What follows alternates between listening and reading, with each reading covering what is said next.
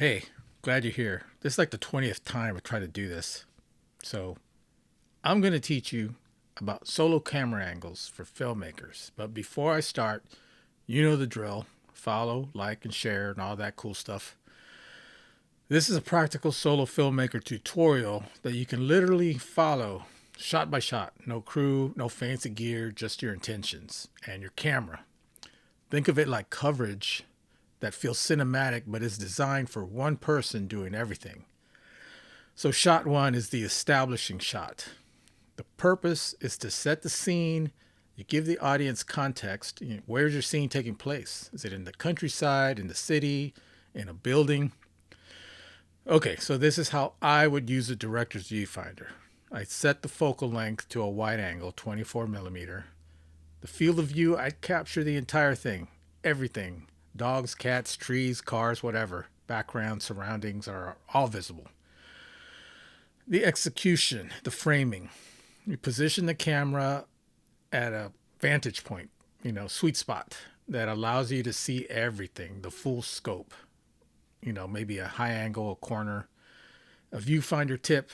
Adjust the viewfinder to see the shot, the way it looks through the lens, and tweak the framing before you shoot. How I would shoot this is I'd lock off the angle on a tripod, chest high, slightly lower maybe, and about 5 to 7 second shot. The purpose, it tells us, where we are before we see you. An example, you enter the frame, you walk in through the space.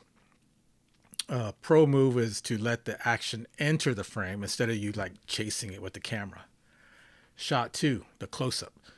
The purpose is to capture emotion and detail, drawing the viewer into your scene. Again, this is how I would use a director's viewfinder. I'd set the focal length to 50, 85 millimeter, medium to telephoto.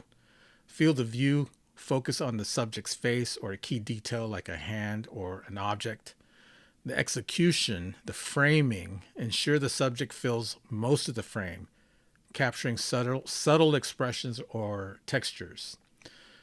A viewfinder tip, not the director's viewfinder, but the camera viewfinder. You check the depth of field and focus plane, making sure the eyes or key details are sharp. By using the director's viewfinder for these shots, you get to visualize the framing, the focal length, and the composition before you even set up the actual camera. It's a great way to save time and ensure consistency in your shots.